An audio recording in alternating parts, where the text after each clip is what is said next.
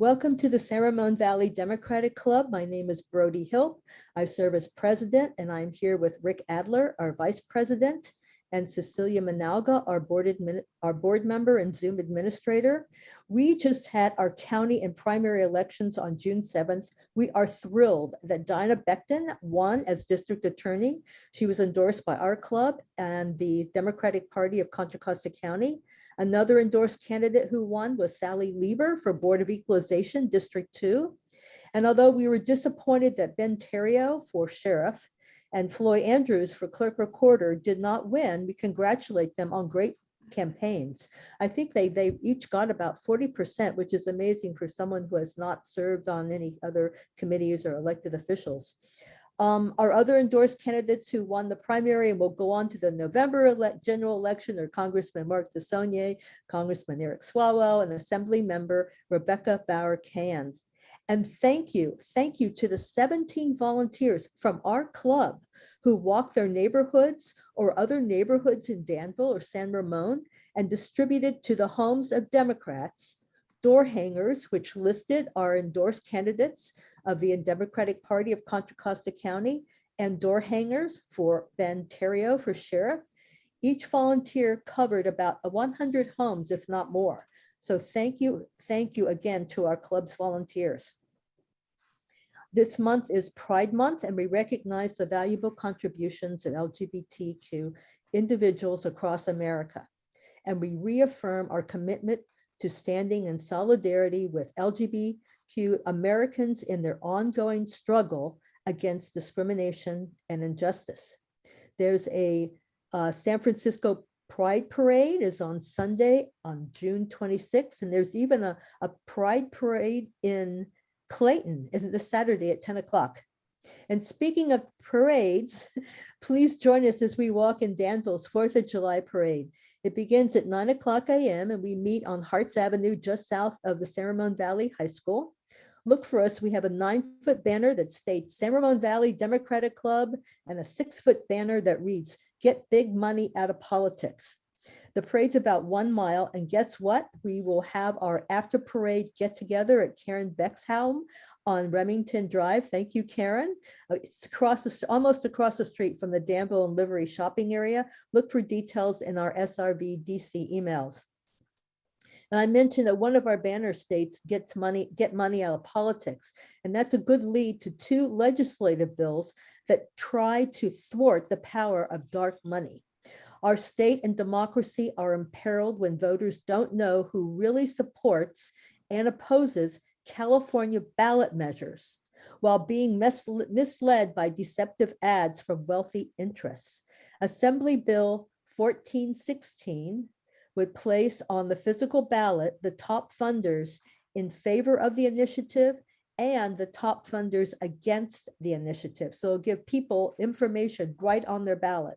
So please look in chat, hopefully to sign the petition for AB 1416.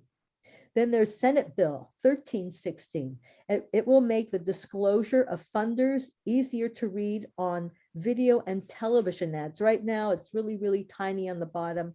It will improve that. So look in chat for the link to sign the petition for Senate Bill 1360. There are many other important California legislative bills, but one bill I do want to point out, in addition to those, is Senate Bill 1173 to make CalPERS, or California Employees Retirement System, and CalSTRS, California State Teachers Retirement System. We would like to make them divest from fossil fuel companies. So look in chat for the link how to sign that petition.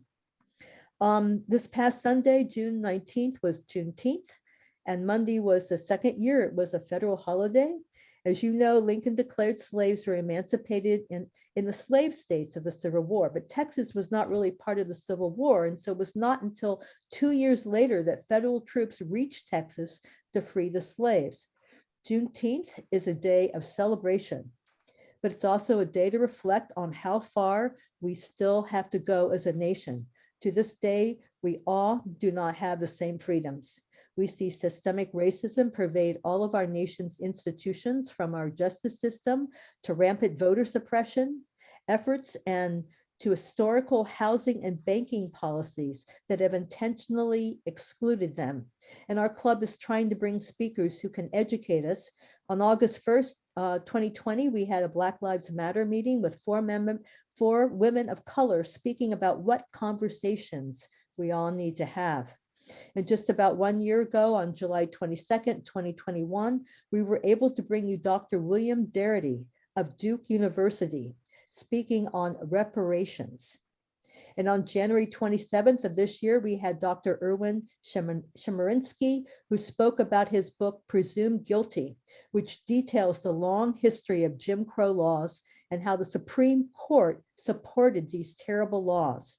If you want to see the videos of these meetings, you can find them on our YouTube channel, San Ramon Valley Democratic Club. Gun safety legislation is finally reaching the Senate. Senator Chris Murphy thinks it will pass the Senate. At the local level, our chapter of Moms Demand Action had a success.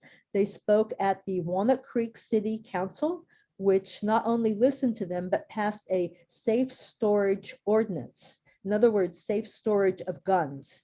Wouldn't it be great if we could get the safe storage ordinance passed in the town of Danville and the city of San Ramon?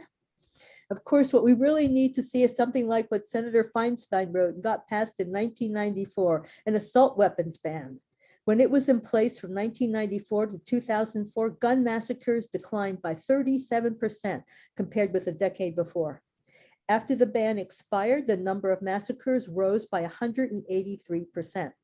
On May 11th, 2021, you may not know this, but Senator Feinstein in the Senate and Congressman Cicilline in the House introduced legislation to ban assault weapons. Both are in committee. But there's just too much going on at the federal level to comment on, but two things I will highlight are Supreme Court decisions. The Supreme Court just gave the NRA exactly what it wanted, allowing dramatic increases in people who can carry concealed weapons in our communities. And on Tuesday, the decision by Supreme Court went counter to the separation of school and state. It will allow taxpayer money to fund religious schools. There's something you can do. You can contact your Congress member to co-sponsor and actively support the Judiciary Act, HR 2584. And that will increase from 9 to 13 the number of justices on the Supreme Court. I don't know if we have that in chat, but if we do chat, please put it in. Now we're going to shift to our topic for tonight. Does our state have a water crisis? We have three excellent speakers. First, Dr. J.A. Davis.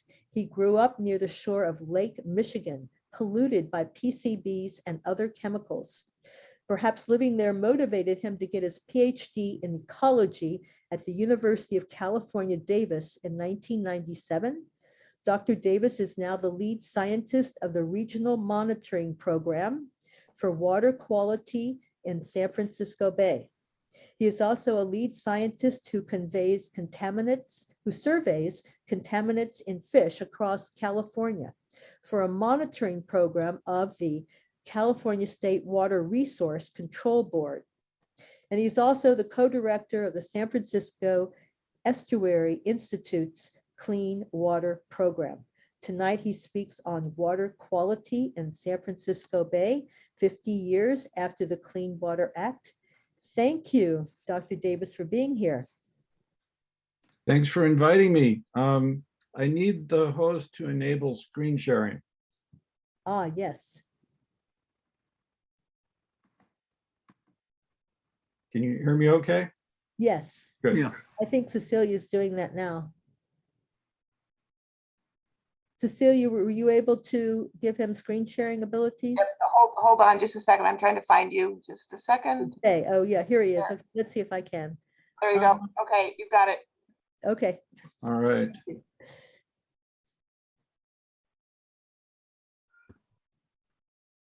So can you see the photo of the bay now? Yes. Great. Well, thanks for inviting me. I'm coming to you from Half Moon Bay over in San Mateo County. but I appreciate the work that you're doing. Brody wanted me to keep this to 10 to 15 minutes, so I'm going to jump right in. This year is a big anniversary of the Clean Water Act, the golden 50th anniversary, so it's a good time to reflect on the impact of this hugely important legislation on San Francisco Bay and many other water bodies across the US, and how we're doing on meeting the goals it has established.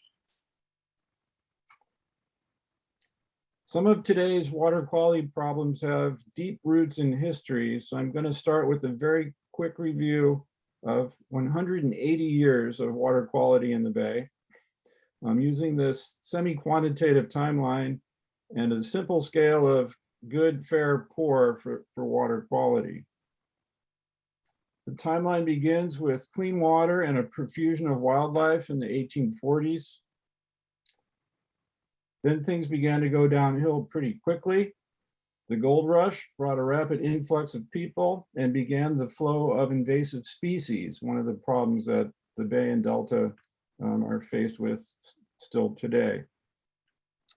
Also with the gold rush, gold mining and mercury mining began to spread mercury throughout the watershed and the Bay. One of the mines that I've visited is in your area on Mount Diablo. Population growth led to increasing discharge of raw sewage to the Bay.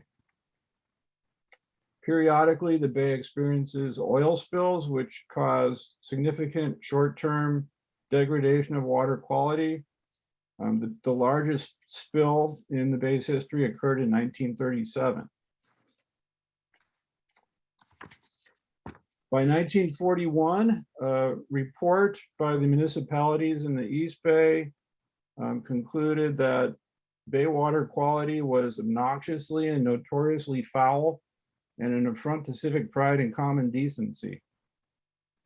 Things kept going downhill from there. After World War II, we entered the golden era of the use of persistent chemicals like DDT and Pcbs. And Pcbs are one of our, to this day, one of our biggest water quality problems in the Bay. In the 1960s, there were frequent fish kills due to the lack of oxygen in the water. At that time also, the Bay was ringed by landfills, and the Bay was known as a stinking cesspool. In my timeline, I have things hitting rock bottom in 1971 when there was another major oil spill. Then in 1972, with the Clean Water Act being signed by President Nixon, there was a dramatic turnaround in the 70s.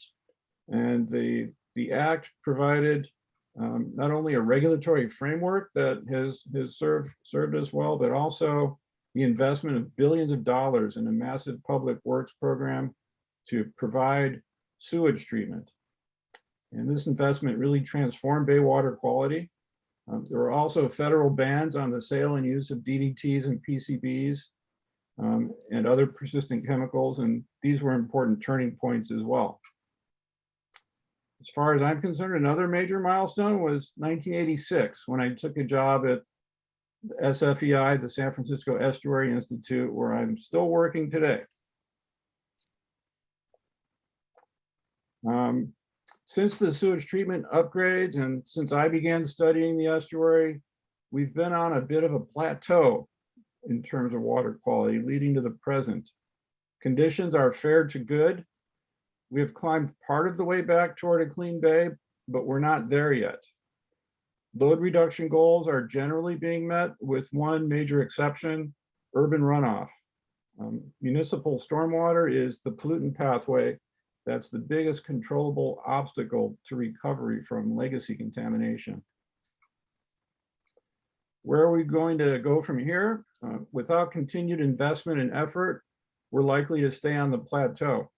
Things could actually even get worse with continued population growth, uses of new chemicals, what we call emerging contaminants in the water quality field, and climate change, which is causing floods, droughts, and sea level rise.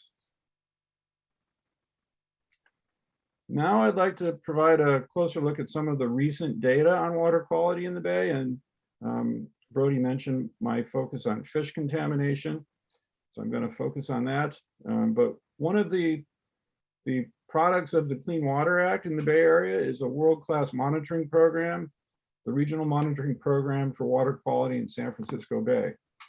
It began in 1993 with the holders of discharge permits to the Bay pooling their resources to provide coordinated regional monitoring. And currently, the level of funding is at $4 million a year. And the stable funding over the years has allowed this program to evolve and into a very successful, multifaceted program. That's one of the keys to the survival and success. The continued value of the program is that it's continually adapting as we obtain new information, as new problems arise. So I'm going to focus on contaminants in fish, and this is over the years has become probably the most important indicator of bay water quality. One of the goals of the Clean Water Act is for waters of the US to be fishable. Clean fish is an important food source, including for some underserved communities that depend on this source of nutrition.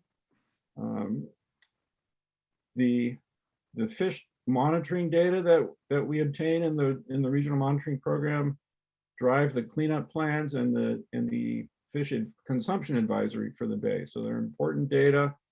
And in spite of the efforts to date, the Bay is not entirely fishable, and progress towards that goal has been slow.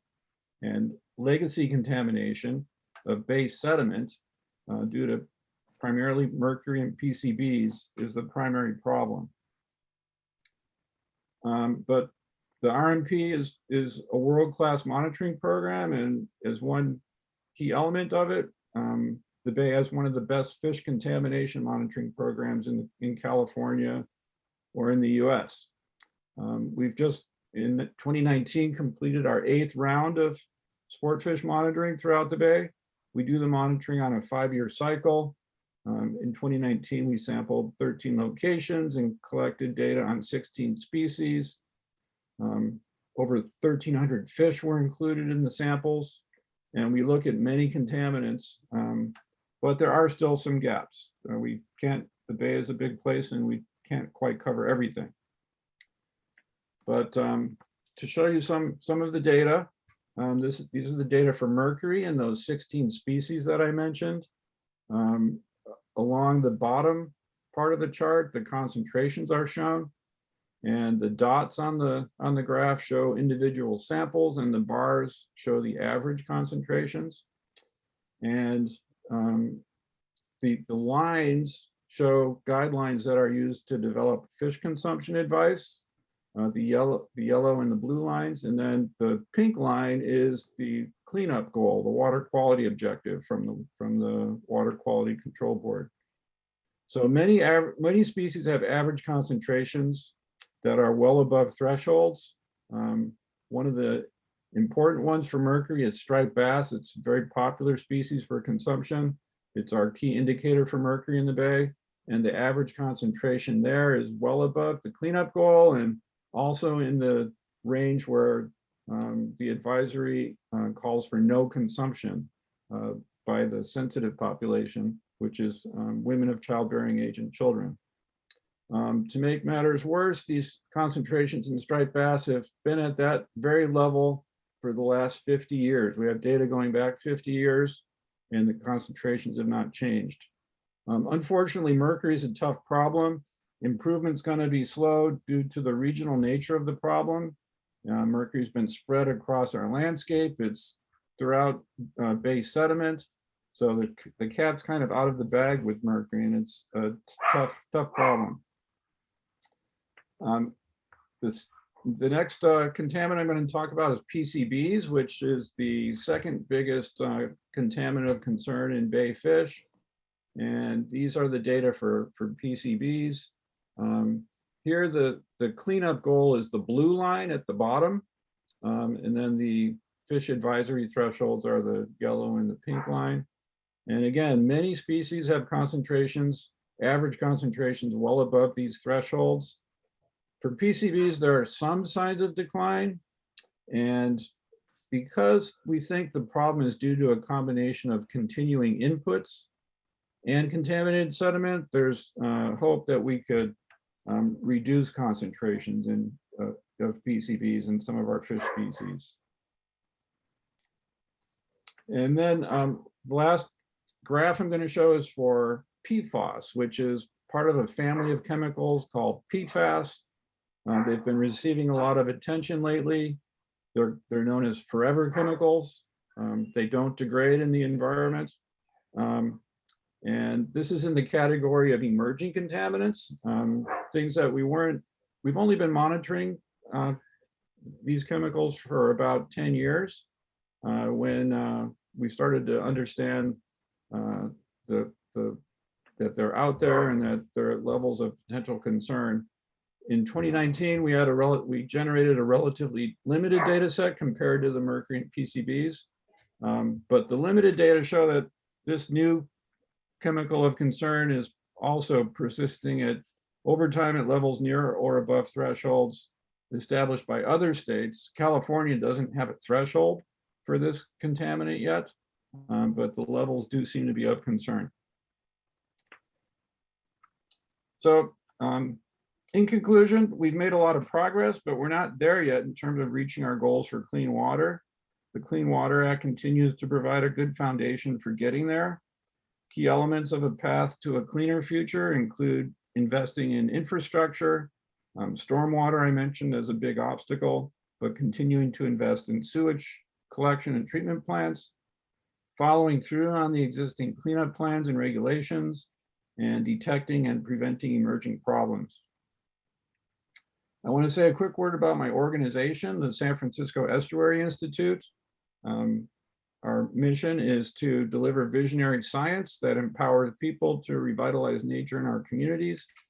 I'm the co-director of the Clean Water Program, but we also have programs in environmental informatics and resilient landscapes, where we do a lot of work related to climate change and habitat restoration. And if you're interested in more information on the Institute, you can check our website or email me.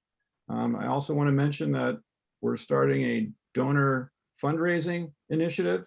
So if any of you are interested in these sorts of issues and would like to learn more about that, please let me know. Thank you. Thank you. I learned a lot. If anybody has a question, go down to the bottom of your Zoom screen and go down to reactions. And under reactions, you can raise your hand and then we will know that we can call on you. I have one little question. You said that California doesn't have a level for the PFOs. I guess those are what, little plastic bits or something? Well, these are the chemical ingredients in Teflon and things like Gore-Tex that are in a lot of our outdoor fabrics and rainwear. There's a lot of uses of these chemicals. There's a lot of different kinds, but yeah, they're relatively new to the sort of menu of things that are of concern out there. And some states are starting to establish thresholds. EPA is working on establishing thresholds for these chemicals, but it's relatively early in the process. So California doesn't have those thresholds yet.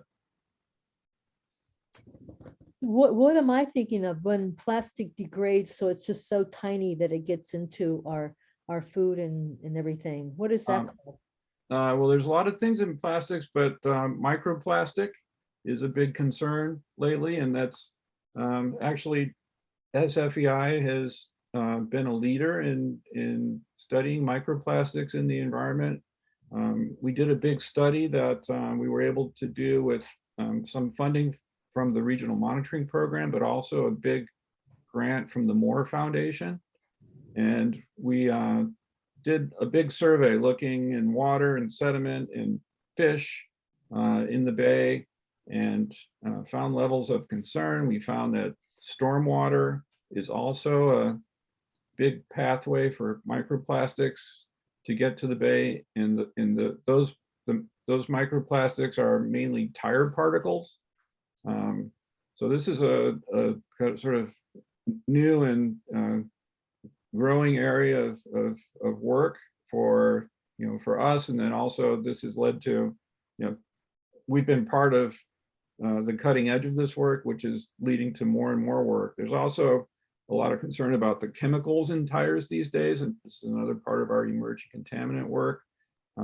There's a tire preservative that was recently realized that this chemical has been responsible for the mortality of coho salmon in the northwest, and this mortality had been going on for a long time, but unexplained. It seemed to be related to street runoff, but finally some researchers at the University of Washington pinpointed the chemical, and we've been collaborating with that group as well. And it's a chemical that's present in tires. So we've been looking at tire chemicals and also just the tire particles themselves, which are, they're related and they're both of concern. Wow. Cecilia, do we have any other questions? No, we have no other questions in the chat. Okay, I was taking screenshots of your slides so that I know when I go to restaurants what fish to ask for, because to me that's really important. Is that something that you do when you go to restaurants? Well, you don't see a lot of these fish in restaurants. It is good to be informed about mercury levels in the commercial fish. Monterey Aquarium has a good guide to not only tells you what the mercury levels are, but also which fish are from sustainable fisheries. So I can recommend that. Yeah. Oh, I see. Okay. Oh, we have a question from Lynn Arscott. Lynn, would you like to unmute yourself and ask your question? Right. Well, thank you, Jay. I work with the Friends of the Creek in San Ramon Valley, and we measure simple parameters in San Ramon Creek. It's very simple, like oxygen and nitrates on a regular basis, and report to the state. But my question to you is, there has been concern over the years about coliforms and hormones getting into the bay. Do you cover that as well as the mercury PCB type stuff? Because they were, I remember, perhaps causing some cancers in the fish. Do you have any comments on those pollutants? My program does not measure the coliform bacteria, but there's a lot of monitoring that's done by counties to make sure that beaches are safe for swimming. And we have done some work looking at hormones and pharmaceuticals that are present in the bay. It's part of our emerging contaminant work. We in the bay, we haven't seen levels of the hormones that are of concern, and we also haven't seen the tumors in fish. We've been fortunate that we haven't had that issue here. There was a lot of work done on that in Puget Sound. They were having a persistent problem with that for a long time, but we haven't seen much of that in the bay, fortunately. And if I can just follow up with one quick question, can you sort of help us understand the difference between what's existing in the sediment and what's being added? Is the sediment, the legacy stuff, so big that what we're adding maybe is not quite as important? Or how would you put a relative weight on those two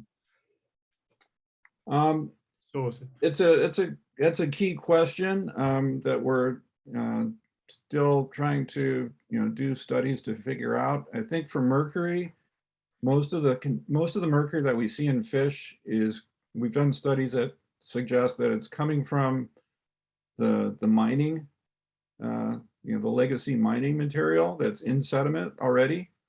There's still some coming in from our watersheds and also from the atmosphere, but we think the sediment mercury dominates.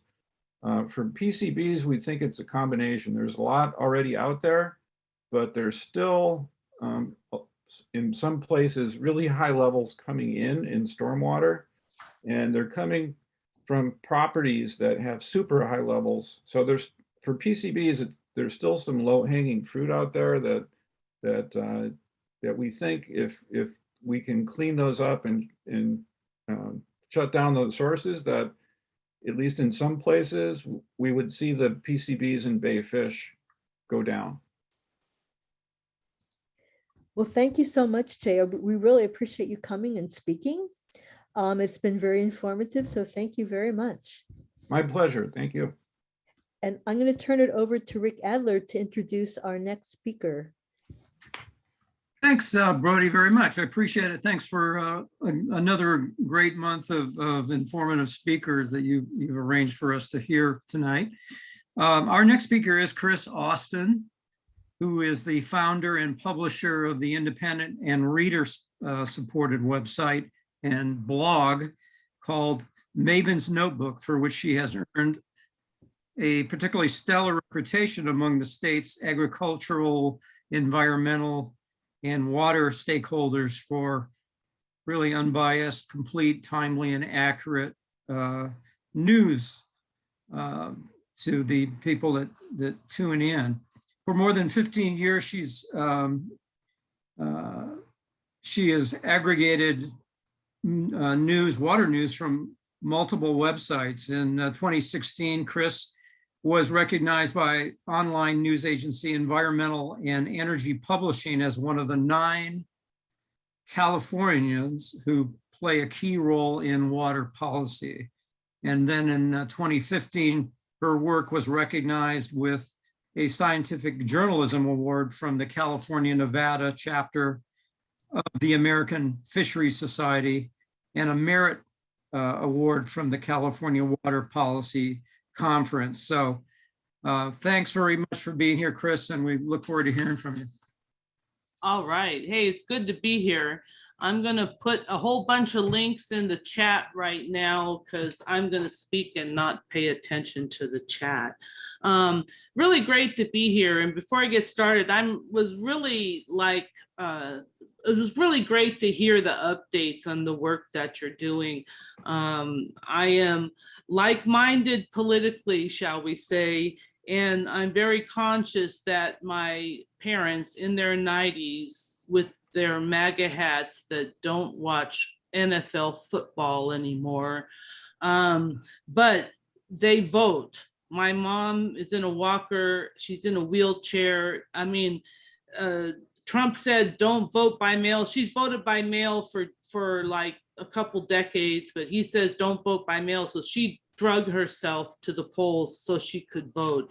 I think the most important thing we can do to improve things is to get the young people to vote, because the elderly people, they vote, the young people, they don't. I don't even care what, it's not about me. It's not about Republican, Democrat, or whatever. It's just vote.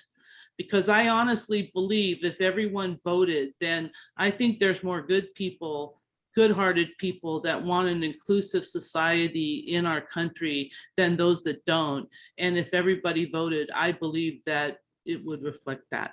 So now, although I just sort of, I told you my political philosophy, I do want to say that I run my blog without any philosophy. And if you read my website, I cover everything. I'm trying to gather everything that comes out when it comes to water news, regardless of the viewpoint. I think that the best thing to do is we should all be aware of all these different viewpoints. And if you only listen to one viewpoint, it's not useful. If we're going to talk about these things, we need to know how everybody is feeling and what they're thinking. And if you're against something, the best thing you can do is be informed of what the other side is thinking and doing, so you can respond to that, right? So I cover everything, all points of view. And if I miss anything, please send me the link and I will put it in the next day's digest. I am very committed to that.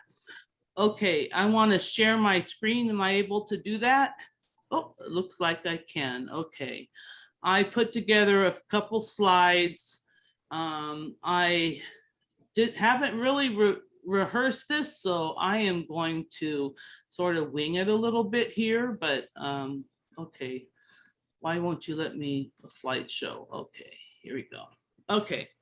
So I'm going to get started here. So this is a map of California's water systems. I like this one because it's simple. It's actually true that we can move a drop of water from the top, from the Klamath, the Oregon border, all the way down to San Diego and the Mexican border, because we have a lot of water systems. Our two main water systems are the State Water Project, which starts at Lake Oroville and travels down through the Delta into the California water, to the California Aqueduct and into Southern California. It supplies the Bay Area, the Central Coast. Kern County is a big user of State Water Project water, and of course, Southern California. And also Bay Area.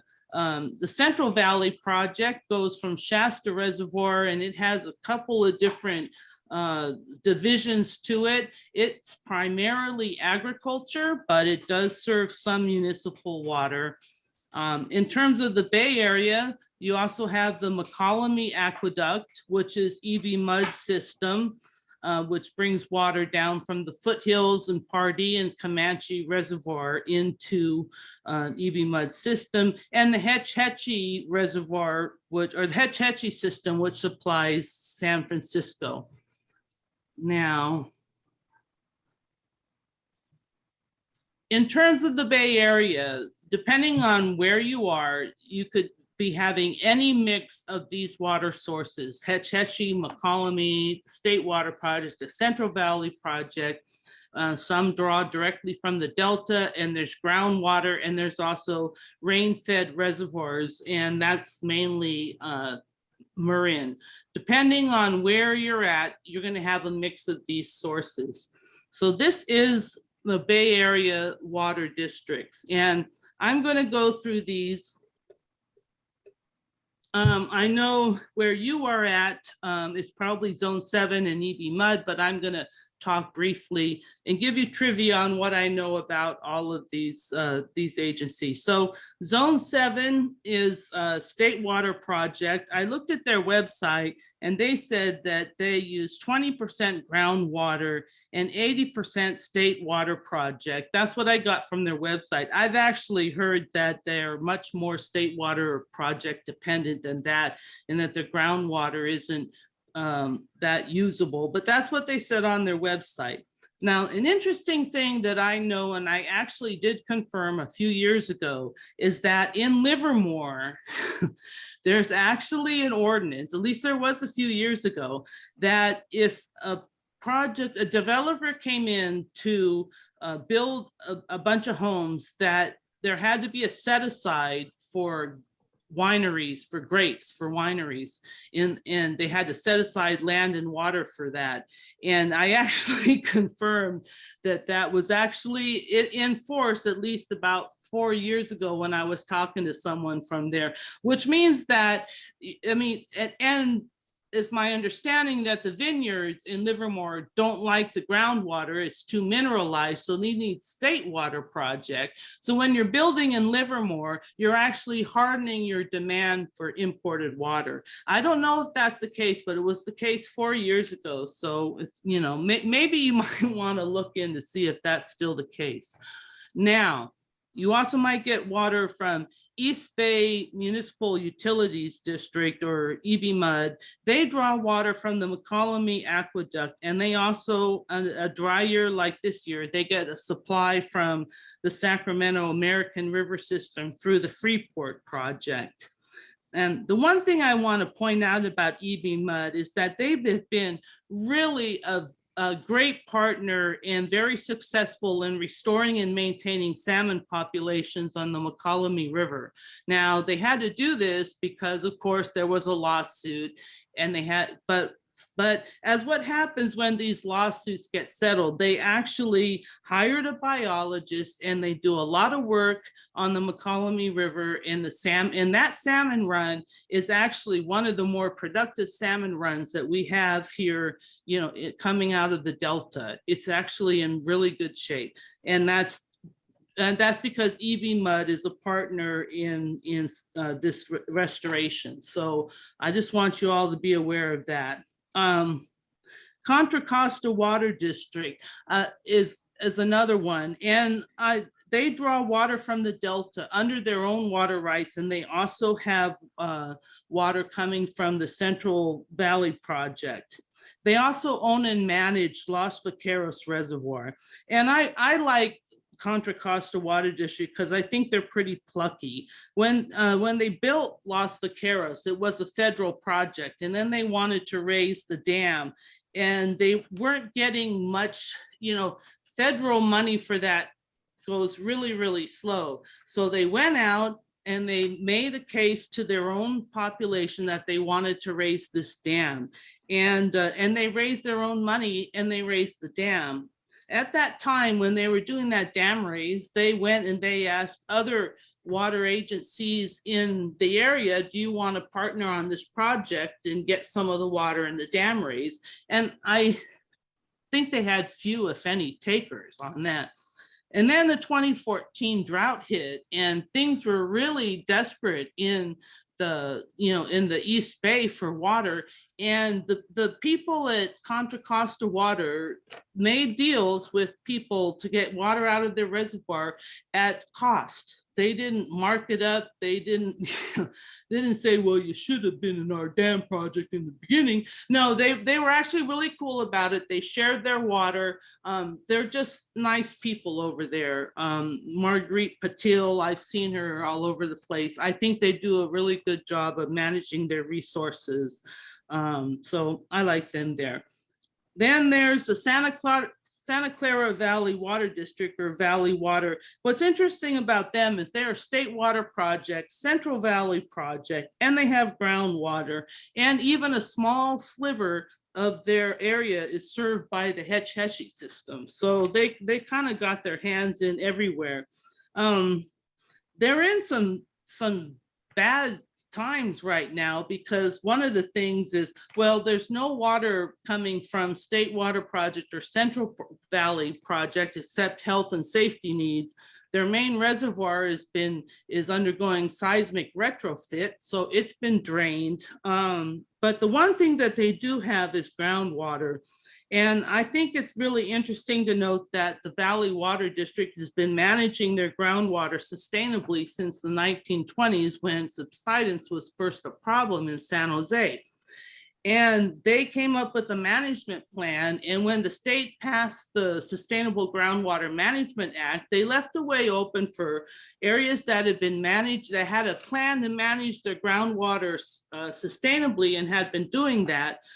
They had a way that you could get approved as an alternative. And Valley Water's groundwater management was an approved alternative, which meant that they didn't have to go through the Sigma process and develop a GSP. So that saved a bunch of money.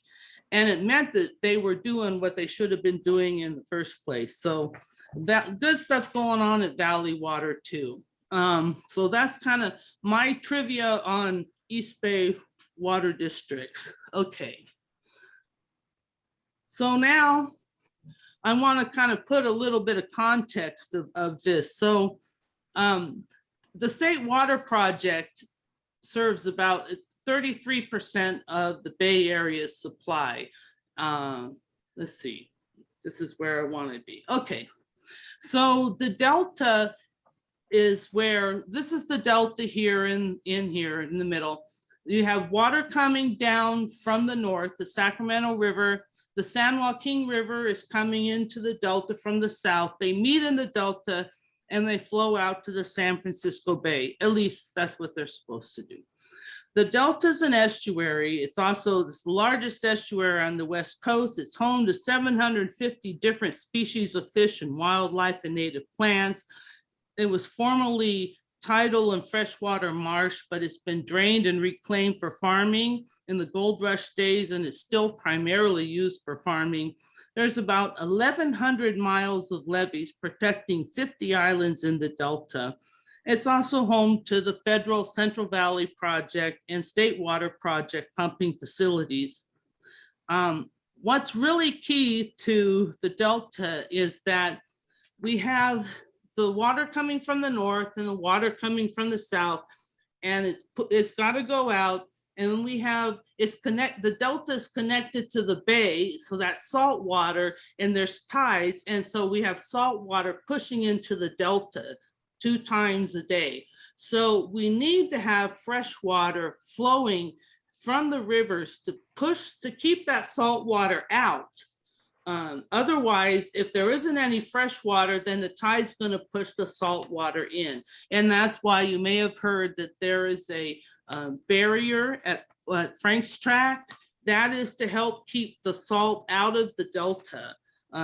Because it means that they don't have to release as much water from the reservoirs to push that, to keep that water out. But no matter what, we always have to have fresh water flowing from the reservoirs at all times to keep salinity out of the delta. If salinity intrudes in the delta, it makes the delta unusable for agriculture, for urban water, for everything. So keeping the delta fresh is important. Now, and it's also important to point out that often it's the water exported from the delta that's the focus, but it's really a small piece of the puzzle. Only 4 to 6 million acre feet per year is, on average, is exported from the delta. On a wet year, it could be as much as 30 million acre feet is going as outflow to the bay. And also, it's important to recognize that a lot of water is diverted upstream of the delta. So all the agriculture in the Sacramento River is taking water that would otherwise flow into the delta. The Mccollumy, the Hetch Hetchy Aqueduct are diverting water that would otherwise flow into the delta. They're diverting it upstream, and all the farming in the San Joaquin Valley along the San Joaquin River is diverting water that would otherwise flow into the delta. So there's a lot of focus on exports, but really the truth is everybody in the delta watershed has a hand in what's going on in the delta. Nobody is really clean hands there. Okay, now I'm going to talk briefly about 2 processes that are coming to the forefront this year that are going to affect water supplies, the Delta Conveyance Project and the update to the Bay Delta Water Quality Control Plan. I have to shorthand all of this. It's simplified, but I could spend an evening just talking about the delta itself. So I have to kind of simplify things to go fast to fit it in here. So, okay, so I'm going to talk about the Delta Conveyance Project first. Now, the Delta Conveyance Project is the latest iteration of a project that has been around pretty much since the State Water Project was constructed, which was in the 1960s. More recently, as previously was known as the Bay Delta Conservation Plan and the California Water Fix in the 1980s, it was the Peripheral Canal. This latest iteration, they're going to be releasing environmental documents for public comment later this summer. The idea is to build two tanks, not tanks, I'm sorry, build two intakes and a tunnel to deliver water from the North Delta to pumps at the South Delta. It's the same idea as all these other iterations before it, but it is the smallest version yet. It's a 6,000 CFS tunnel. Previous iterations were as much as 9,000 or 15,000 CFS, and even before that, it was even contemplated to be bigger. And in this iteration, the water would be diverted either from the North Delta or the South Delta, depending on where the fish are. And there'll be state-of-the-art fish screens on these intakes in the North Delta. And the idea is it's going to eliminate or greatly reduce some of these reverse flows in the South Delta. The cost is yet unknown, but it's expected to be in the billions. Now, the proponents for this project say they say the reason for this is shoring up the reliability of this existing system's ability to deliver water. And they say it won't deliver necessarily more, it's just a change of location. It will give them flexibility in diverting water because they could divert either from the northern intakes or the southern intakes, depending on where the fish are. They got the state-of-the-art fish screens. That's going to improve the Delta's ecosystem by largely eliminating reverse flows. Yes, here we go. Because the thing with the reverse flows is the pumping facilities are located down here in the south. So this is what should normally happen on the left. The water should come in from the north and the south and should flow out to the San Francisco Bay. But when they turn the pumps on, you get what's happening here in the right, where it draws the water down and all the water moves south instead of out to the bay. And it actually will go down the north and get like out to Sherman Island, and then go and turn around instead of going out to the bay, head down to south to the pumps. And that's really confusing to fish, and fish get sucked into the pumps. And so by constructing the intakes in the north, they will be able to avoid, or I should say lessen, reverse flows. I do believe there's a chance that some of the impacts in the South Delta will get transferred to the North Delta. Another reason why people say this is needed is because they will be able to capture the water coming down the Sacramento River in those flashier storms, those atmospheric river storms, and they'll be able to capture that water when there's so much water coming down, it won't impact the fish. So they call that, I think, big sip, big gulp, little sip. So, you know, capturing the water from the atmospheric river storms, putting in as storage to help us get through the dry years. So that's what all the proponents say.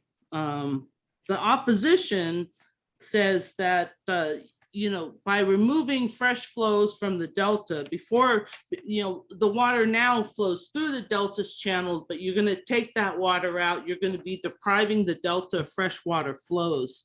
And so there's a lot of environmental groups and others that contend that the tunnels are going to do more harm than good to the fisheries, and that those impacts that are in the South Delta will just get moved to the North Delta. It's like a 10-year construction timeline, and the construction impacts, the loss of farming, farmland, impacts to boating are of great concern to the Delta residents. And they also point out other impacts like the increase in water rates in areas that will be receiving water from the tunnels and the potential for cost overruns.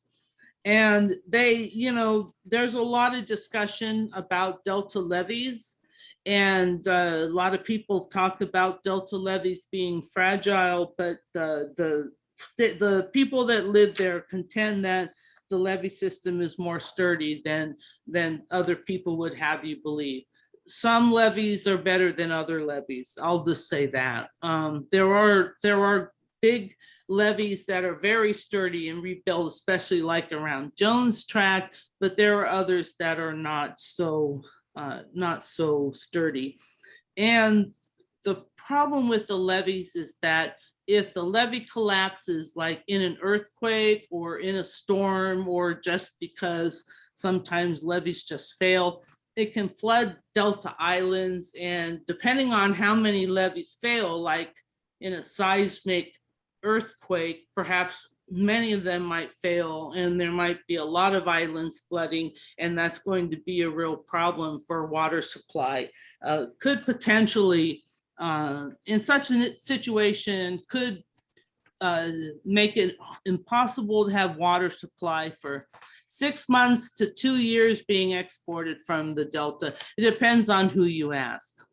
And I will also note that Metropolitan Water District has been well aware of the potential for levee failure. So they have rocks and things staged there, and they have a plan.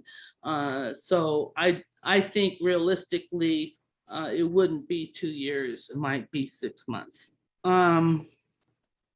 Okay, so some interesting points about this project. The Delta Conveyance project is for the state water project only. The Central Valley project is not contemplating participating at this point, so they will still be drawing only from the South Delta. If the project is not built, the amount of water diverted from the South Delta pumps would likely continue to decline due to increasing regulations, continued species declines, and climate change. That seems to me pretty obvious. And here's another point I just want to bring up. You're going to hear a lot about environmental justice when the discussions really get going. And there are those who are going to argue that it will impact EJ communities in Delta and Stockton, and that's true.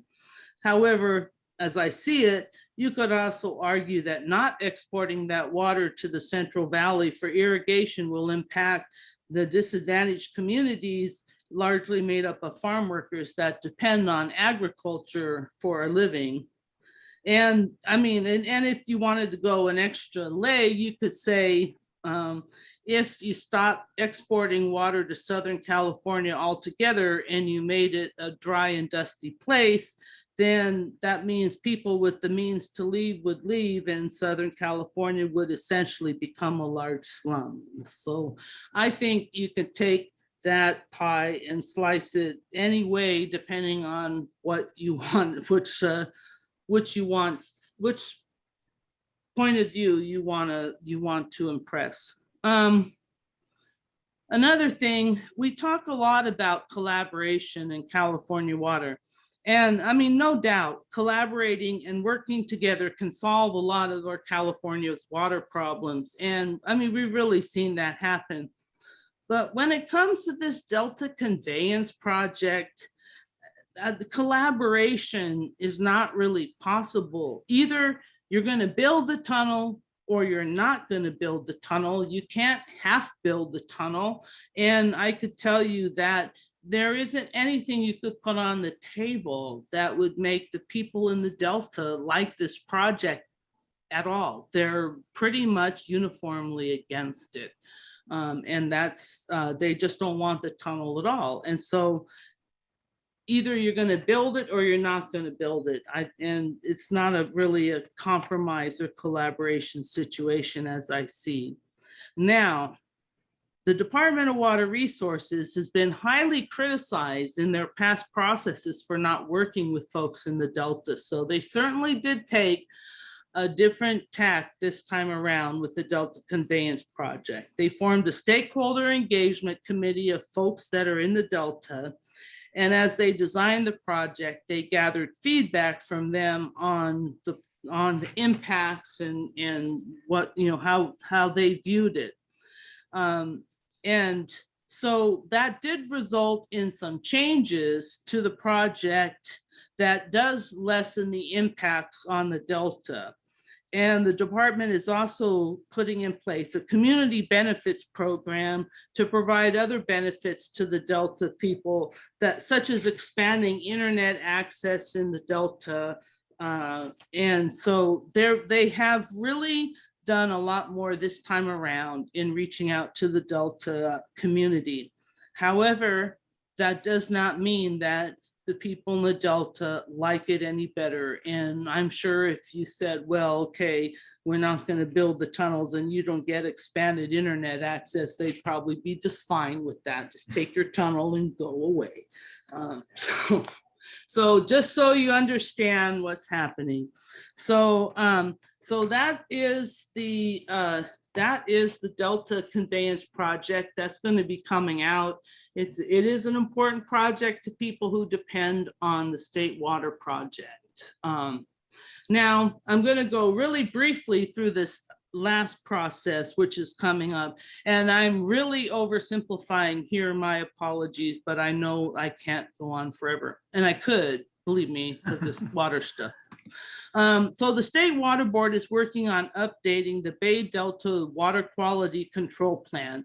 It's supposed to be updated every 3 years, and the last time it was updated in 2006, and it wasn't a very comprehensive update. So in 2009, they issued the notice of preparation that they were going to update the plan, and we're still working on that update. It has not been completed at this time. Now, what this water quality control plan does is it sets objectives for things in the Delta like salinity and flows. And what I'm showing you on the screen are the monitoring stations where they're monitoring flow and temperature and salinity and those things. So the Bay Delta Water Quality Control Plan covers all of those things. It's a big task. So the State Water Board split it into 3 parts. The San Joaquin River on the south, everything on that side, and then the Sacramento River and the rest of the Delta. And then phase 3 will be trying to figure out how to implement that, which will be putting conditions on water diversions and the like is usually what they do. In 2018, the State Water Board did adopt updated objectives for the San Joaquin River that would have increased flows in the salmon-bearing tributaries substantially during the spring months. And on the San Joaquin side is the Mccollumy River, and in San Francisco draw their water.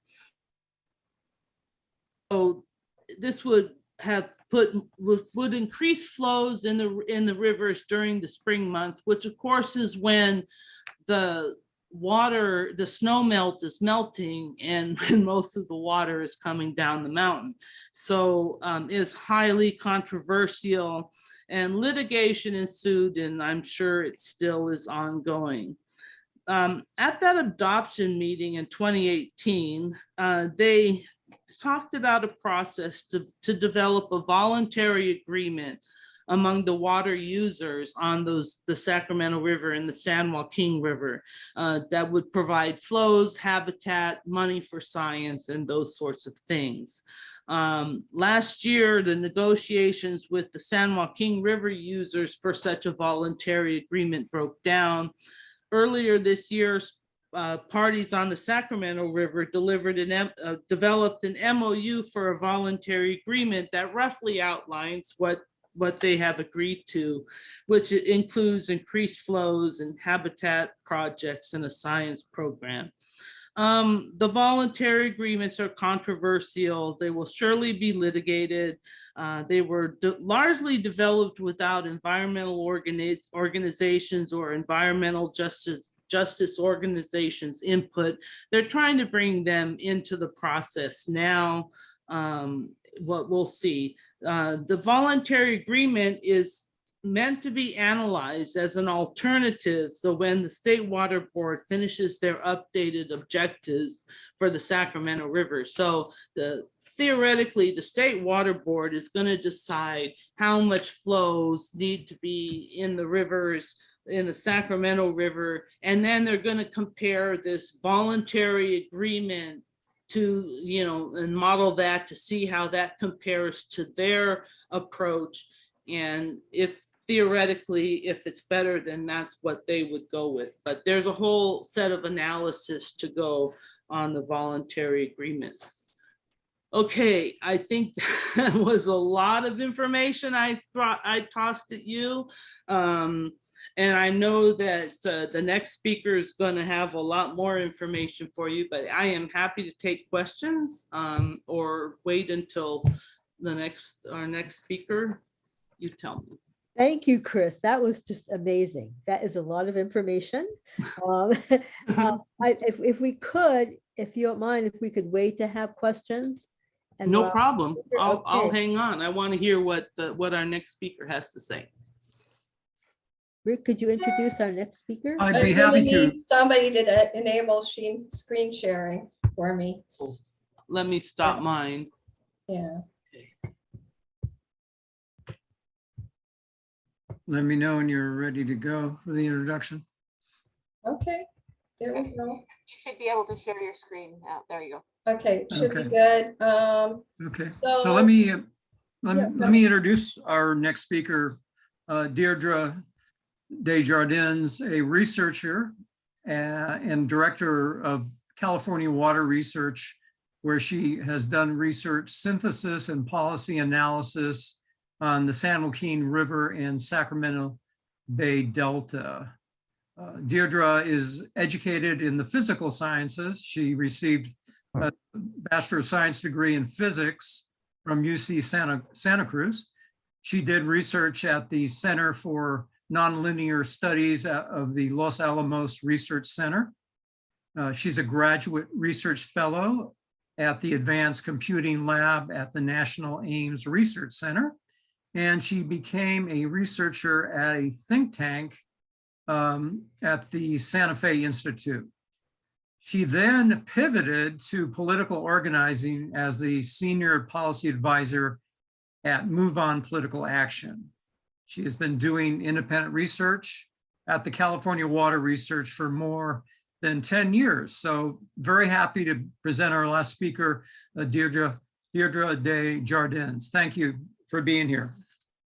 Yeah, and I wanted to say, I still remember some of you. I have an unusual background in that I'm trained as a professional field organizer, and I did a lot of political organizing and working, heavy duty campaign work, and I really appreciate all the work you do. And I have a background both in that and real hard research, which has become really useful now that we're seeing really severe and accelerating impacts of climate change. And so that's what I'm going to talk about. And I'm going to talk about comprehensive risk management, which is something I'm advocating that the state do. This approach comes from the United Nations Disaster Risk Reduction Office, and they came up with a comprehensive risk management framework. And it's an approach that puts the risk to human and ecological systems at the center, fully accounts for the context of climate change, recognizes the complex and systemic nature of climate risks, and integrates risks across sectors and levels. And you guys are all aware we're in a really severe drought right now, right? I don't know if you've read, but we're in one of the worst droughts in the Southwest in 1,200 years. And this is exacerbated by climate change. We're seeing rising temperatures, increased evapotranspiration,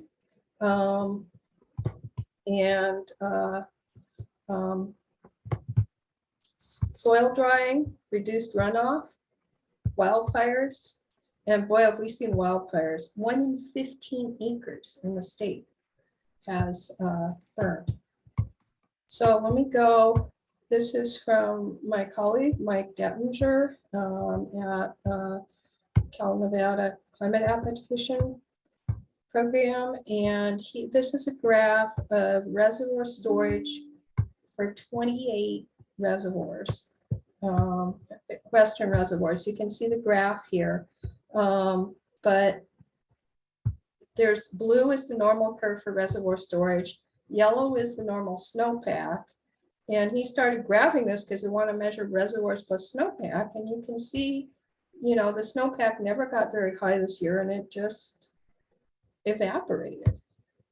And it's a huge issue because the snowpack stores water and then it runs off, and that's part of our water supply during the spring and summer. So this is a study with a long title. Yeah, there's something called evapotranspiration, and that's how much evaporation and transpiration happens. And there's a kind of idealized evaporation, which is if you had a perfectly watered, you know, section of lawn, how much would it evaporate? And these scientists, including Mike Dettinger and Christine Albano, who's at the Desert Research Institute, went and looked at this. And we hadn't really looked at it before. It just came out this year. But they found this huge increase in evapotranspiration. They're calling it atmospheric thirst. It's like if you put your laundry out to dry, atmospheric thirst is how quickly all the water is just sucked out of the laundry and it's, you know, crispy and you get to bring it in. But this is that quote from Mike Dettinger. The trends are large. They're more than warming trends. There was a big, increasingly impactful change. It's mostly unnoticed historically because temperatures are measured everywhere, but we haven't measured evapotranspiration very much. And this is kind of different models. Red is the highest, and it's worst in kind of the Texas and New Mexico area, but it's definitely present in California as well. There's also some in the upper Colorado River Basin. This is kind of a graph. Triangle is kind of the median, and they got kind of a scatter. California is here. But you can see, you know, really huge evaporation. Some in the lower Mississippi, Great Basin. So problem is this dries out the soil, and then we have dry soil, and it dries out the vegetation, and you have less runoff. And what do you have? More fires, because all of the vegetation and the trees is really dry. And so this is a graph, UC Irvine, and these are the number of fires over the last 20 years. And there's a few places where it's 0 to 1. Fortunately, a lot of the Bay Area, we're in that fortunate area, but a lot of the Sierras and even, you know, the northern coastal range had just enormous numbers of fires, and it's just going to continue. So this is just, it's a huge issue, and you can have fire and then deluge, and you can have landslides. So this is something that this isn't just an artifact of drought. It's part of this forcing of that atmospheric thirst that the researchers found. So I'm going to get to a positive thing. There's a Senate climate budget that's going to provide some funding for California to deal with this, but I want to go over all the impacts. So flooding, and there was this big wake-up call. There was huge flooding in Europe, and I told the Delta Independent Science Board in October of 2021, I said, you know, it's flooded, record flooding in Europe. I think it's going to come to the West Coast of North America pretty soon. And the very next month, we get this in British Columbia. I mean, it was just staggeringly huge mega flood. It just washed out infrastructure. It flooded huge areas. And I asked DWR's, flood folks what they thought. And they said, does this mean that unprecedented flooding is going to come to California? And they all said, yep. And there's some computer modeling. This is for something there's called the Central Valley Flood Protection Plan, which is the biggest risk of flooding is in the Central Valley because you have these two huge rivers. The Sacramento River flows north to south in the Central Valley, and the San Joaquin River flows south to north, and they both join in the Delta. And this black line is historical, and then red is what we could see under high risk. And it increases by about 40% in the Sac River, but it increases enormously, like by 2 to 5 times peak flows that we've seen historically in the San Joaquin River. So this is a huge issue. And we have communities, the city of Stockton is at really high risk from flooding. And the whole city of Stockton and Lathrop and Tracy and parts of Modesto. So it's a huge issue for our infrastructure. It's an issue for Sacramento as well. And there's actually a mega flood scenario that we're at increased risk called arc storm. And that's normally we plan for 1 in 200 year floods, but there's a risk of a much greater flood. And this is what they showed. I mean, it would just inundate, it'd cost about $1 trillion worth of damage. And it would flood this whole area, 10 to 20 feet deep. It'd just wipe out the Delta, and 3 to 10 feet deep in the north, and then other areas. And although the Department of Water Resources has this whole song and dance, oh, we need to build the Delta Tunnel, it'll protect us against earthquakes. This is actually the bigger risk, and it will wash out that stupid tunnel. I can pretty much guarantee it. DWR hasn't done the modeling, but it's a huge risk, and it's something we really need to look at. What can we do? There are some big flood bypasses in the Sac Valley. We might be able to widen the mouth of Yellow Bypass and dump more water. And at the very least, we need to do tabletop disaster exercises like we had in the pandemic about with cities and stuff about, calling for evacuation. When do you do it? How do you do it? How do you get people out? How do you turn off infrastructure? Like, what do you do with your sewage plant? And we need to be doing those exercises and figuring out what we're going to do before we're nailed like British Columbia. And we're sitting there going, oh, who could know? They had to evacuate a whole city in British Columbia because the sewage treatment plant flooded and it wasn't safe and all the water was contaminated. So just to round things out, sea level rise is going to come to the Bay Area too. That's going to hit where we live. This is 1 meter, which we're likely to see sometime between 2050 and 2100. And if you're near the edge of the Bay Area's got a lot of land. And again, this is a huge issue for how we're going to adapt. And we really haven't begun to grapple with it. This is a close-up. Alameda, the island of Alameda is just there, it's really difficult. And we may need to figure out, what are we going to do? It's really difficult. But we need to have more funding for cities in the Bay Area. And now I want to get to the solution part, which is we have this amazing group of 12 senators in the California Senate, led by Bob Wachowski, Senator Bob Wachowski, your own Bay Area legislator.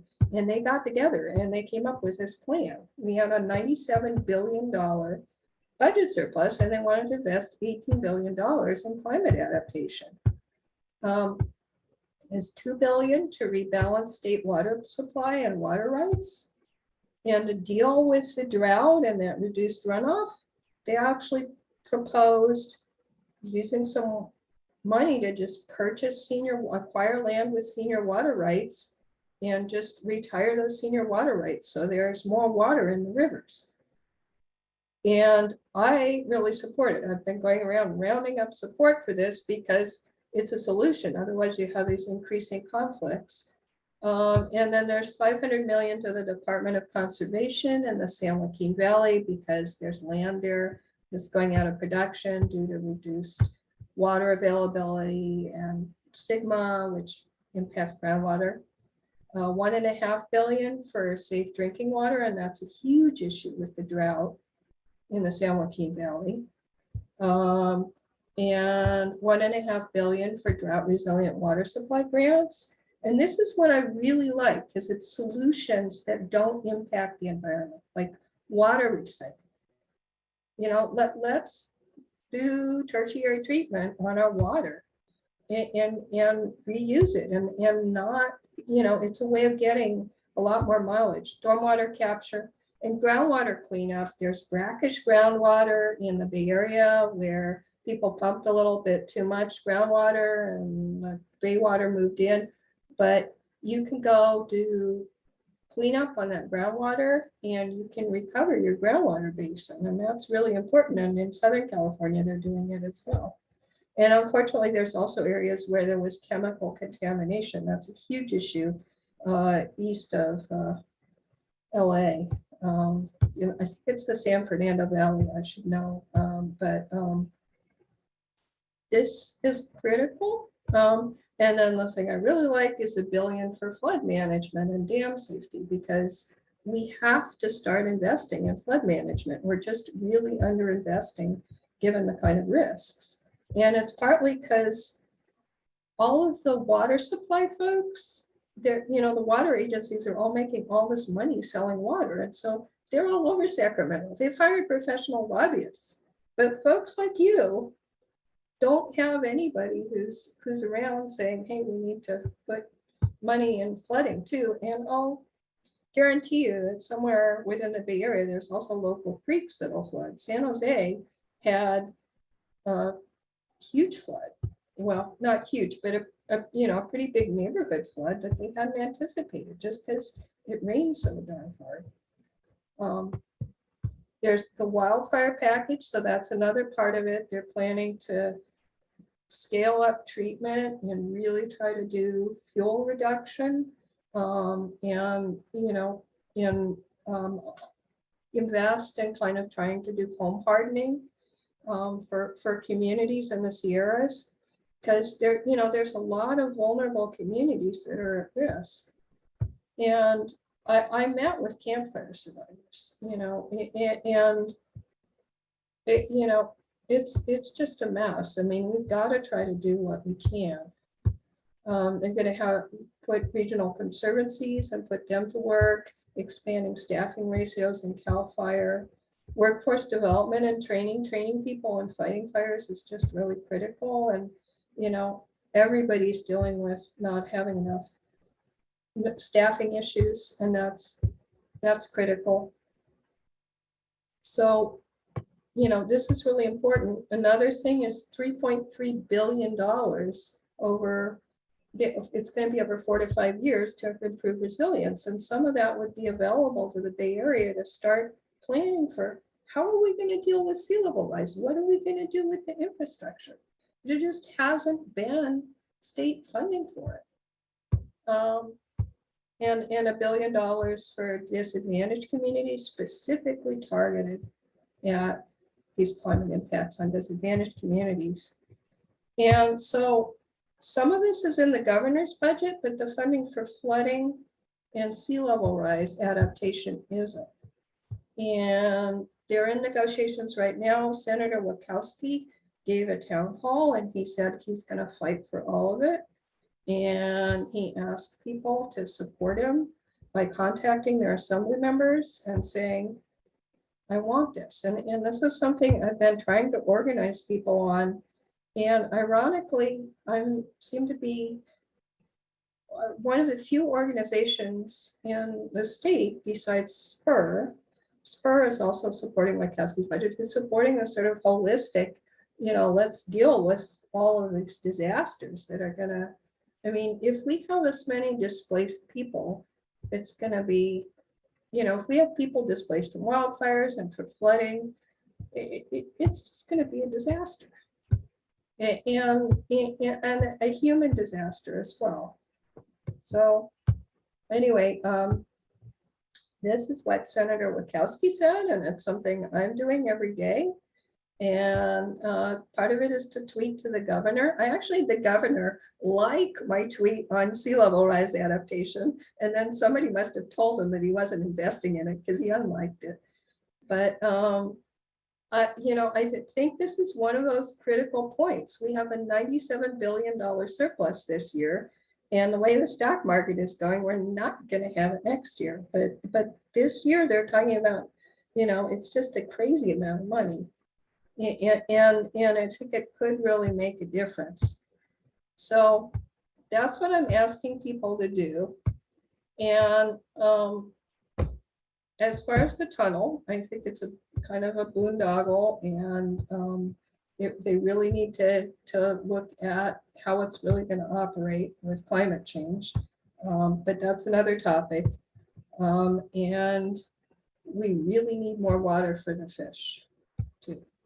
So, and this is my email address, and this is my website, and you can go look, and I have articles posted about flood risk, and I don't know that I have one about sea level rise yet. Flood risk, drought, etc. So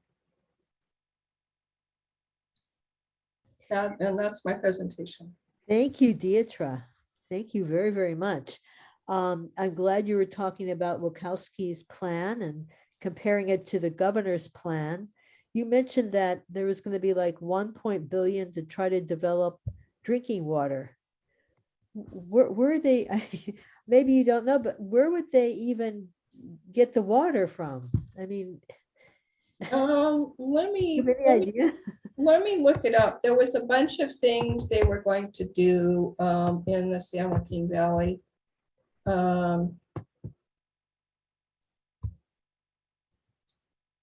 So just, I mean, if we're in a drought and there's not enough water, I guess can they? they're having to step in and do like,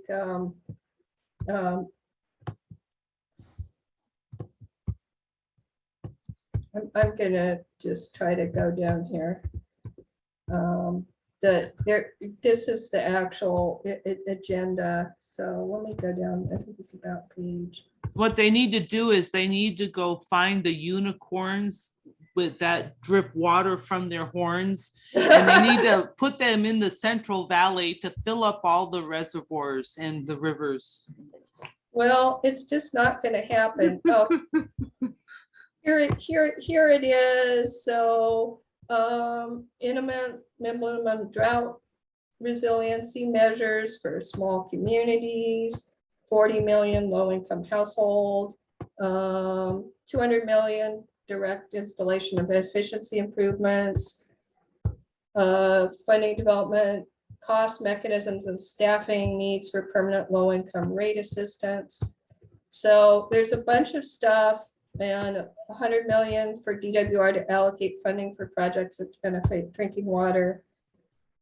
60 million to water board to support clean energy sources for wastewater treatment. So it seemed very well thought out. Do we have any questions? I see one question from Lynn Arscott. Yeah. Okay, I'll start the video in case somebody wants to. I'm not a robot. The question I'm going to ask is very simple. It's what can we as voters expect to have to vote on, let's say in the next year after. And let me tell you the reason I'm asking this. A lot of us listening to these talks, like myself, are really, really interested. We're not experts, but we try hard to keep up.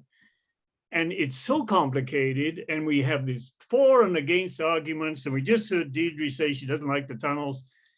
My gut feeling is we have to do something. So maybe one of you can answer that question. What are we expected to vote on soon, and how in the world are we supposed to vote intelligently in such a complicated, difficult subject? There's not going to be a vote on the expenditures. So what happened is they were going to put a bond on the ballot for people to vote on. And then they had $97 billion to spend. So they don't need a bond. They're just spending it. So it's all what's happening right now is there's furious negotiations in Sacramento. And I don't know if I did a good enough job, but that would be it. And the tunnel, Chris will tell you, the tunnel isn't going to be voted on either. No, it's not a vote. There's really nothing that I can think of that water related that will require a vote. It's the legislature. It's more, I guess, you know, if you have a point of view, it's expressing that through the public processes and contacting your legislator.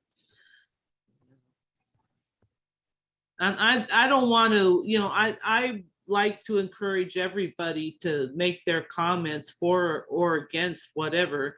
And I'm not going to tell you to like the tunnels or not like the tunnels. I think, you know, the Delta is a big conundrum and there's so many things going on. I mean, Deirdre and I could give you a day seminar just on what's going on in the Delta. You know, sometimes I think the people in the Delta who, at least in the past, are very focused on the tunnels, but I don't see the tunnels as much of a threat as I think sea level rise is to the levees. 1,150 miles of levees in the Delta.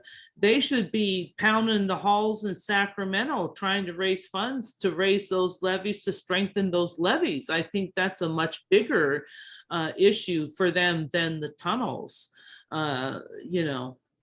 That's exactly it. You know, I don't understand. I actually organized people more in the Delta, and I'm like, look, you guys have to get this money. It's like a once in a lifetime thing. If you don't start, they have to raise the levees enough for about a foot of sea level, a foot of increase in the maximum water surface elevation in the Delta.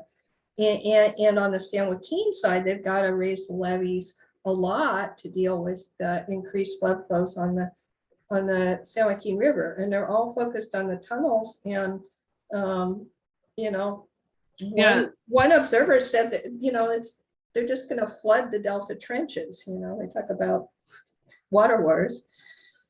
Yeah, and you know, flood risk in Stockton is huge. They need to build that. You know, they need to build the bypass, but it's my understanding that, you know, the issue is this thing called Paradise Cut, and that there is land that they need that is actually under, I think, the Williamson Act. And so it can't be taken out of farming for, you know, flood control purposes, even when it's needed. And that was just a conundrum that 4 or 5 years ago, they just didn't know how to solve. And I don't think they solved it yet. But, you know, Sacramento's protected because they have the YOLO bypass, a really, you know, world-class flood control system they set up a long time ago. And but they did not do the same for the San Joaquin. I mean, I'm sure. I did want to say, Chris, professionally, there's studies, and at 40% increase in peak flood flows, Sacramento floods. And the Sacramento Flood Control Agency is just in denial about it. And everybody's trying to say that, oh, the existing system can handle it, but they never designed it or evaluated it with those increased flows. And I'm pushing really hard for them to do it because I don't think the system can handle it. And they're kind of waving their hands and going, oh, well, we think the levees will break upstream and save us. And I'm like, well, model that. You know, you cannot risk urban populations. So it's crazy. There's a huge amount of hand waving right now about flood risk that is so going to just nail us. And one thing that you didn't talk about in your presentation, but I know is a big issue, is a potentially big issue for the Bay Area, is emergent groundwater from sea level rise. You want to take a minute? Because I know this is your bailiwick. Well, actually, I saw this because you were posting the article, but my understanding is that sea level rise is gonna make salt water intrude into the aquifers and Santa Cruz. It's funny, I work all the time on Central Valley and, Bay Area issues, but I live in Santa Cruz County. City of Santa Cruz has this issue that there's underground sand channels and they get enough sea level rise downtown, the water table's just gonna rise. So, yeah, it's a huge issue. And there's like the low-lying areas in the Bay Area that have already have a high water table. They're not pumping that water. It's just there because it's all marshy. That sea level is going to rise and it's going to put pressure. It's going to start destabilizing infrastructure. And I'm thinking like San Lorenzo, Richmond, the areas, with the population that can least afford it. And this is water coming up behind the levees. I mean, people think sea level rise build a levee that keeps it out, but no, there's San Mateo, the water that pushing on that, water table, the sea level rise is just going to bring this. I mean, this would be a huge problem. And again, like Deirdre said, we're just not planning for it yet. Although the Bay Area is further ahead than some other places, but yeah, people stick their head in the sand because they barely have enough money to keep the roads in enough repair as it is. We have a question from Go ahead. Tadio.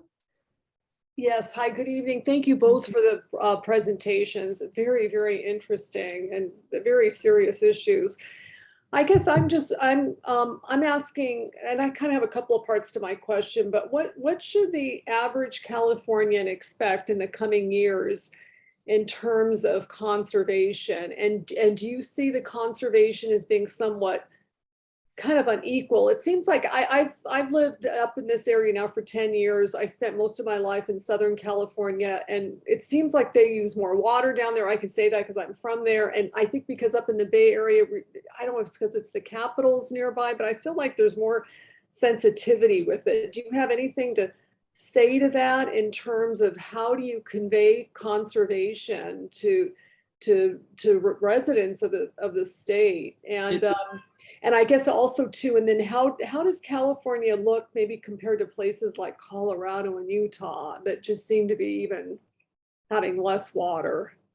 Well, I just have to say, in terms of Sacramento, there was a attitude there when I lived there back, I don't know, 10, 20, no, what I lived in Southern California for 30 years until just recently. But before my 30 years, I was in Sacramento, and they had the attitude like, hey, we draw it from the water, we use it, we put it back in, we can use however much we want. I mean, they didn't care. They fought water meters, because they, so and down in Southern California, and I lived there for 30 years. I moved from Reno to Sacramento briefly, and then down to Southern California. And I was really surprised when I got down to Southern California that water conservation wasn't a message that was consistently said. But what they did do down in Southern California is they've done a lot of stuff which I would say is passive water conservation. They're very big on swapping out those toilets, get the 4 gallons out, get the low ones in there. There's a lot of conservation that happens because people don't have to think about. And so when they talk about, how they've increased the population without, increasing water demand, is true, but it's not because everybody has this consciousness about conserving water. It's because they put in all these low flow toilets and all these things all over, so it happens for them.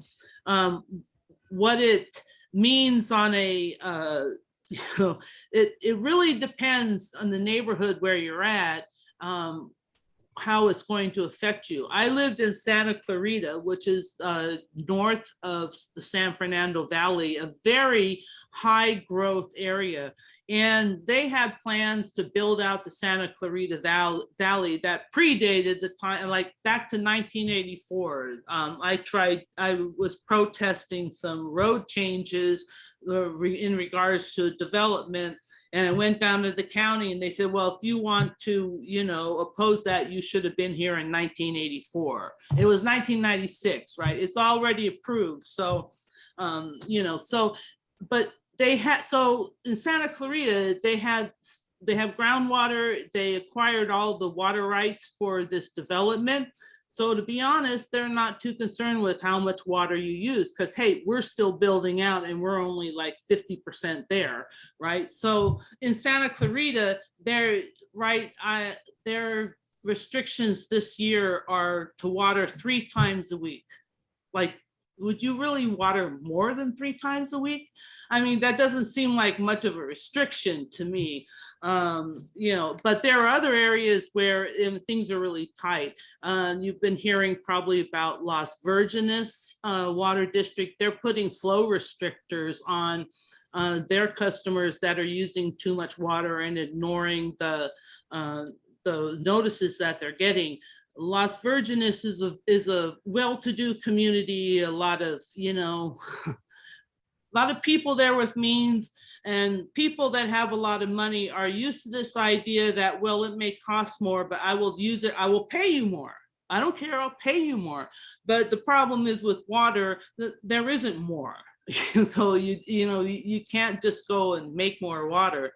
So, and in Las Virgenes, they have no groundwater. They are served, they're in the northern part of Metropolitan's water system. And Metropolitan's water, they serve the northern part of their territory with water coming in for the state water project, and the eastern and southern part is Colorado River water. And they can't really, they don't have a way to transfer Colorado River water over to those on the state water project side. So all those communities on the state water project side of Metropolitan are getting cut back on what they can expect from, you know, water they will receive from Metropolitan.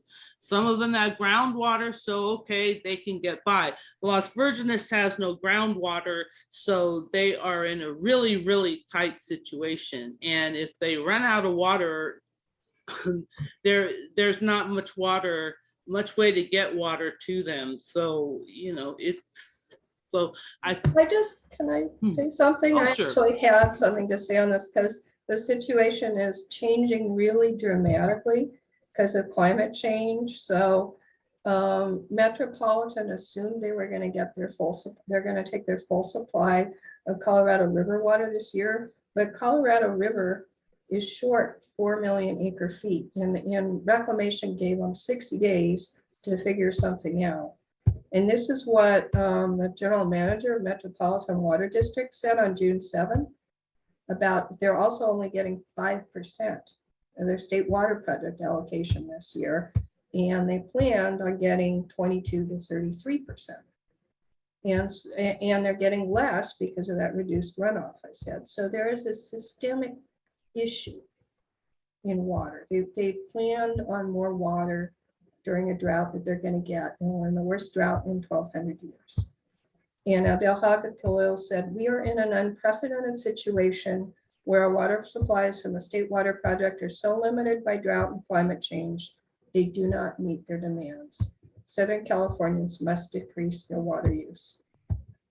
Our board's action in late April to mandate dramatic cuts in water use in 1/3 of Southern California generated widespread public attention to the drought severity. That new public understanding of our alarming water supply crisis must prompt strong action, or we won't have enough water to get us through the year.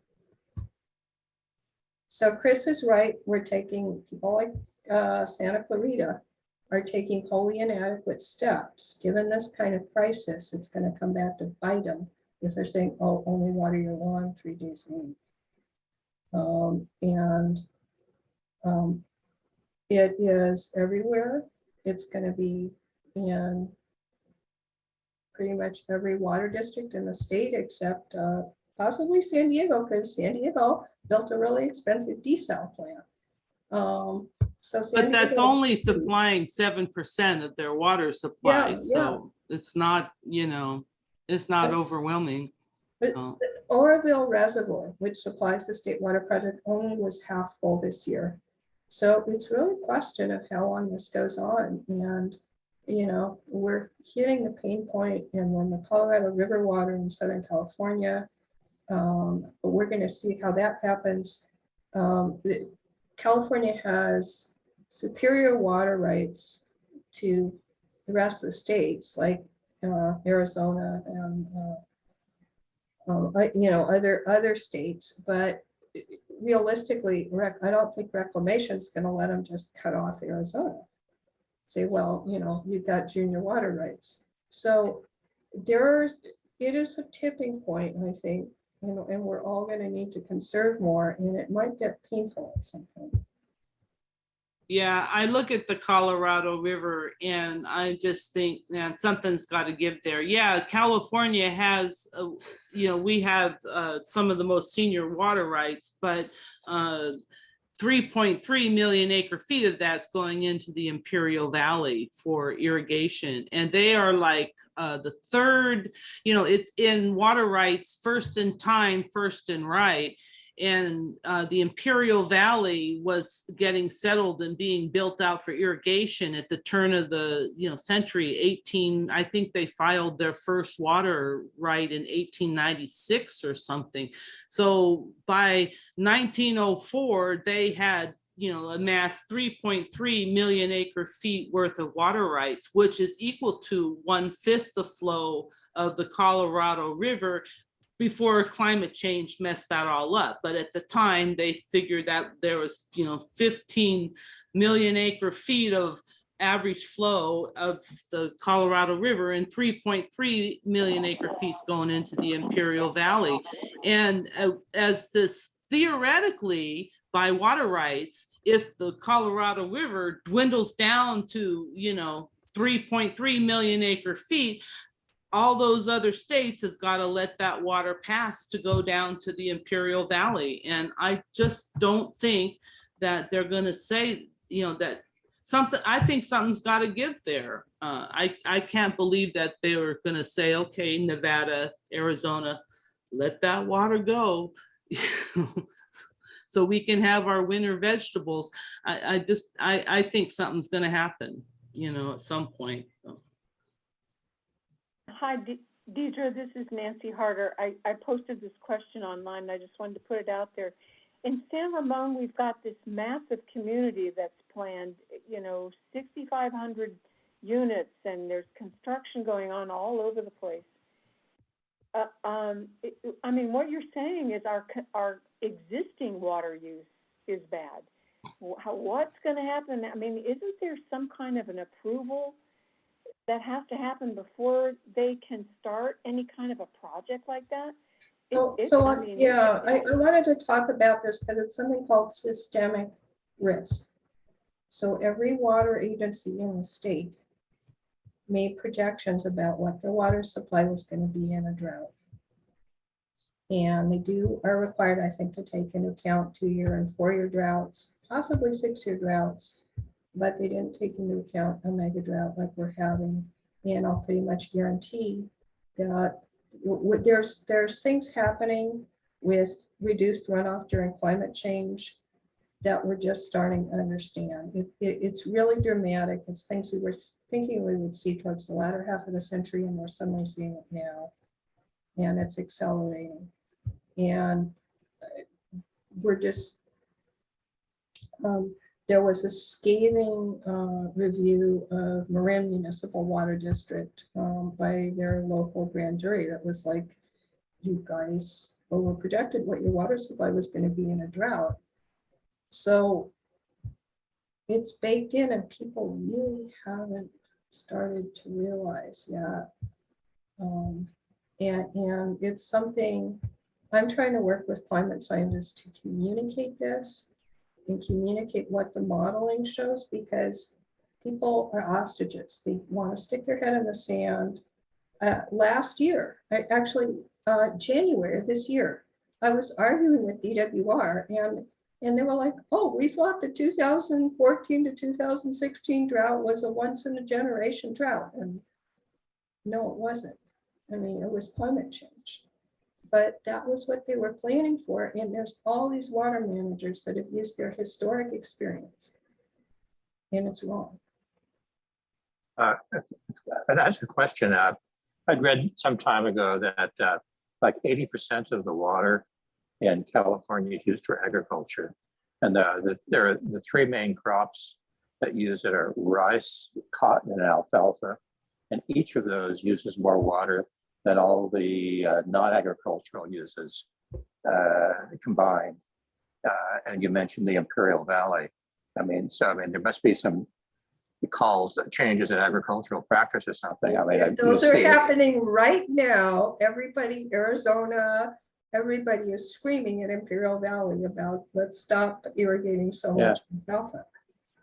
Right? I mean, and from what I gather in Arizona, alfalfa is being grown and then it's being shipped to China and the Middle East, where it's used to grow beef cattle. So we're sort of exporting water in that regard. So, I mean, but also agricultural practices, they are polluting the groundwater in the Central Valley. I understand that the groundwater from shallow wells is unusable for drinking because of the nitrate level from runoff from nitrate fertilizers. And that the agricultural workers there are spending 10% or more of their income just on bottled water. Is that actually the case? I don't know the specifics, but let me just say, I mean, let me let Chris answer too, but what we're doing with groundwater is completely unsustainable. It has been for a long time. And the problem is, in a really severe drought, groundwater ends up being your water supply. So it's really going to bite us. But is there any restriction put on use of the fertilizer? Well, I actually want to respond to your question, Charles. There's a lot going on in terms of dealing with the impacted drinking water in the Central Valley.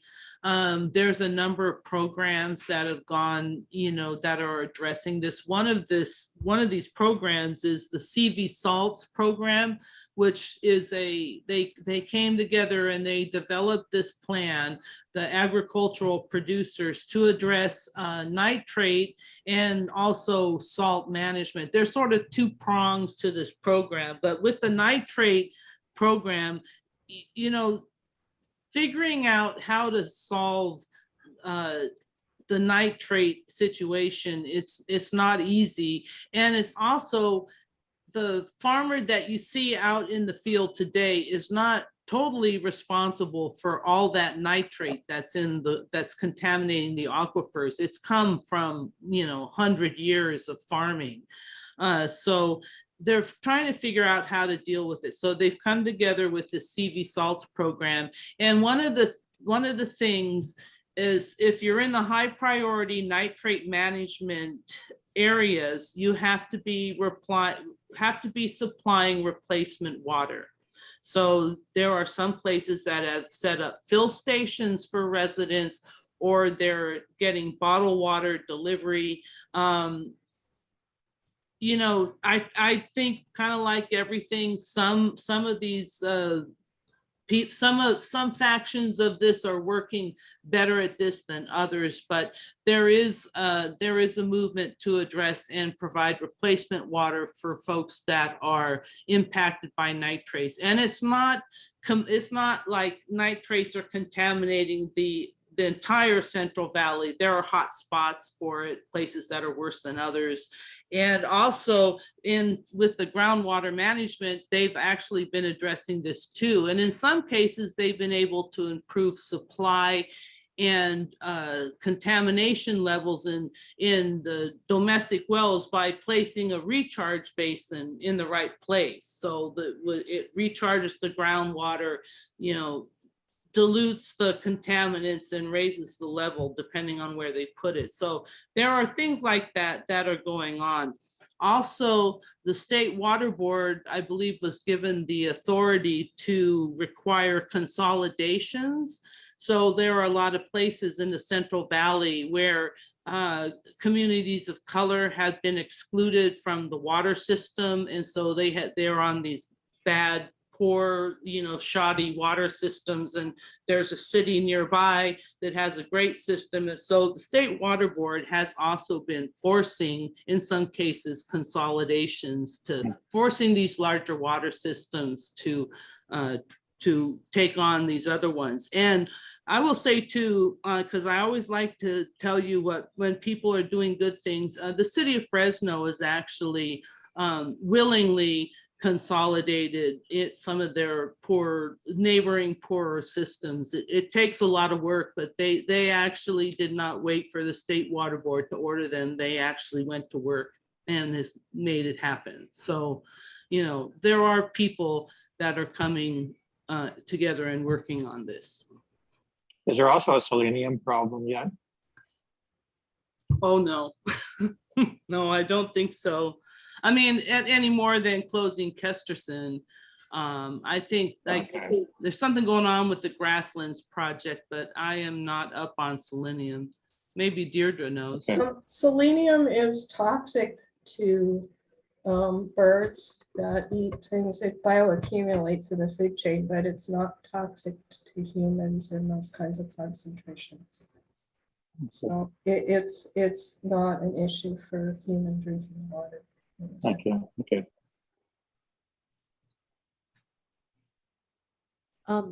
I was just going to ask a question. We're talking about, someone asked about why San Ramon was able to have all this big development and everything. What are the agencies that are approving all these things that we can try to make a difference at? Is it mainly the State Water Board, or who's regulating this? There's a requirement that if you have a new subdivision, that it has to show that it has a water supply, but they rely on projections by the local water agency, which I will guarantee you are pretty much wrong for every water agency in the state right now. Well, you have to show it, but who do you show it to? Who makes that decision whether it's good or not? You have to eagle eye. There's a lot of lawsuits about it. Planning Commission really is, Yeah. where The city planning commissions? yeah, really, that's where it's going down. And they don't know anything about all this, really. Oh, in Santa Clarita, we line up to yell at our planners, so they know all about these things. It's like, you literally got to take a number, I don't know why anybody would want to work in a planning department, but.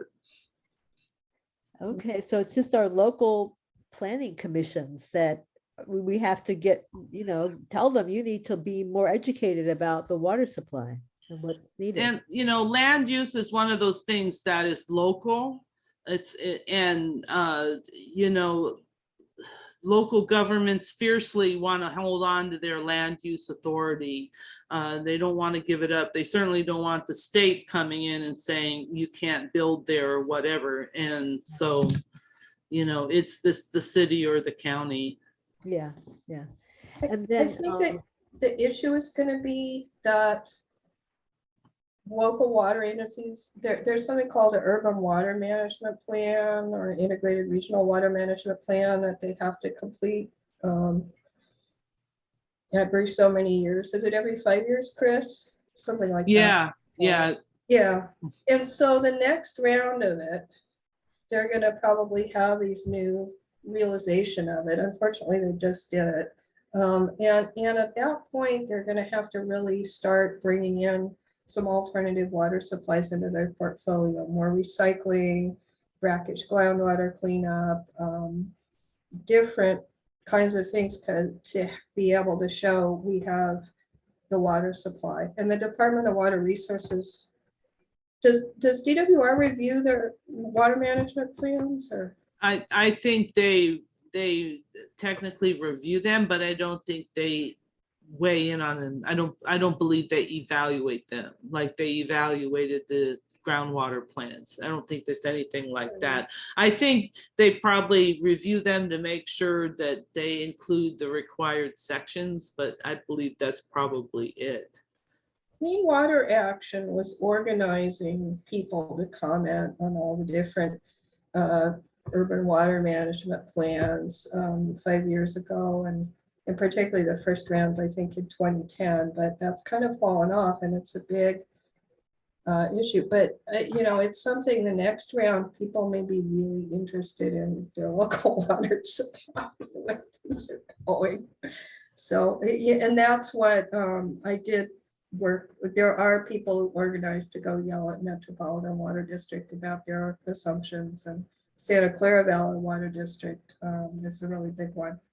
But smaller ones, East Bay Mud, who supplies San Ramon and Danville, they're really pretty good for water agencies. They're really pretty progressive and forward-looking, and so they may be somewhat better off. And there is going to be, when you said things about rice growing, the same way I said right now, they're probably yelling at the alfalfa growers. At some point, if this drought continues, like Bay Area water agencies and so on are going to go to the rice growers, and you know, it's going to be just like you got to take less water. Yeah, especially almonds too. I mean, it takes so much water to grow one little almond. And then as Charles Hottinger was saying, they're exported to China. So they're not. Unfortunately, what they're doing with almonds is they're mining groundwater to grow almonds. So a lot of the almond expansion in the San Joaquin Valley, you could retire all those almonds and it would help bring the San Joaquin Valley groundwater balance into groundwater into balance. There's like, I think it's 1.9 million acre feet a year. I mean, it's just insane. What So kind of, you retire all of them and you still don't do anything for the surface water situation. You just solve the groundwater. what state agency would be making that decision eventually? You know, you said eventually they might have to stop the rice, and what state agency would do that? Or it would be the legislation? It would be the governor and the Secretary of Natural Resources, and Okay. they did kind of pressure them this year, and they reduced their irrigation of rice, and they bought the water rights. But Okay. I do think that there is a hesitation for the government to tell farmers what they can and cannot grow. Yeah. And that's when you start kind of, you know, people feel maybe crossing the line. So, you know.